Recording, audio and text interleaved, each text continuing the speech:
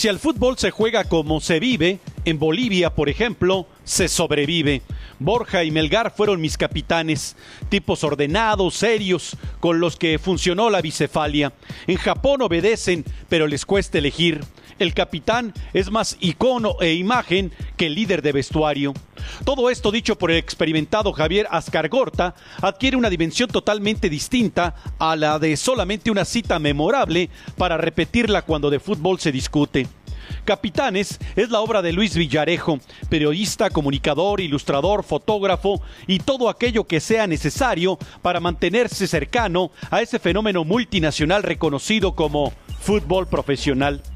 Capitanes no pretende una respuesta unívoca a la pregunta de ¿qué es un capitán y qué tan importante es para un equipo de balompié de paga?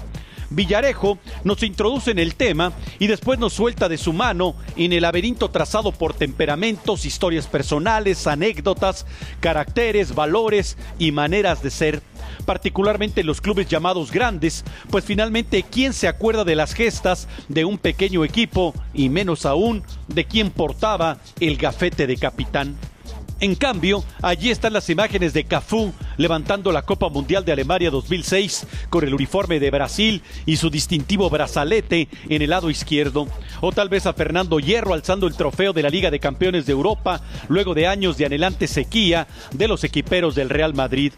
Pero Villarejo indaga más allá de lo festivo, de lo meramente formal, y se asoma a un universo nuevo casi para todos nosotros, el del vestidor, el del vestuario y la dinámica de relaciones que allí se presentan antes y después de cada partido. ¿Es el capitán el mejor jugador, el más veterano del equipo, quien más cobra o simplemente el que mejor se entiende con el entrenador? Respuestas de todos los colores y sabores son los que se presentan en la obra de Villarejo, pues el fútbol, como la vida, es multidireccional. Ciertamente la gran mayoría de los clubes son los jugadores más veteranos quienes asumen esta tarea.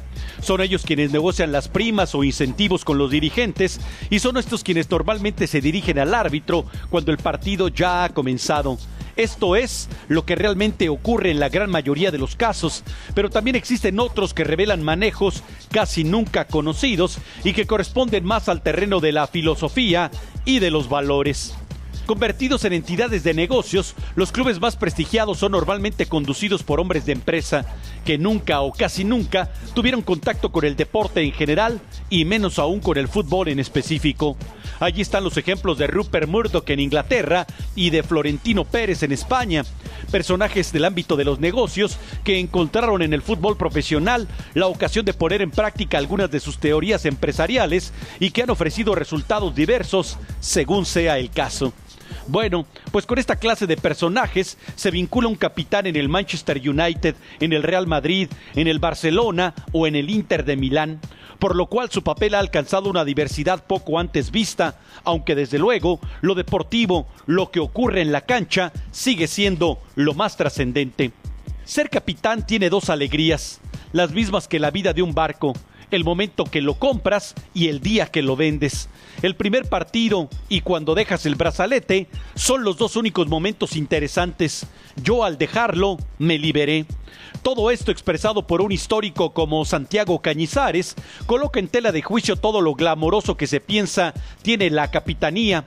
Tal vez por ello, algunos equipos, así como algunas selecciones nacionales, han optado por una alternativa más colectiva, es decir, reunir a varios jugadores para afrontar esta tarea, tal y como ocurrió con la selección española en la época en la que Andoni Zubizarreta resguardaba el marco ibérico, quien era acompañado en la capitanía por Raúl, además de Hierro, como si de un presagio se tratara de los venturosos tiempos que le aguardaban al balompié español. En suma, un capitán debe ser alguien que represente los anhelos de un equipo de fútbol, alguien que pertenece a una casta diferente, pero cuya autoridad no tiene sentido si sus colegas no están convencidos de su valor.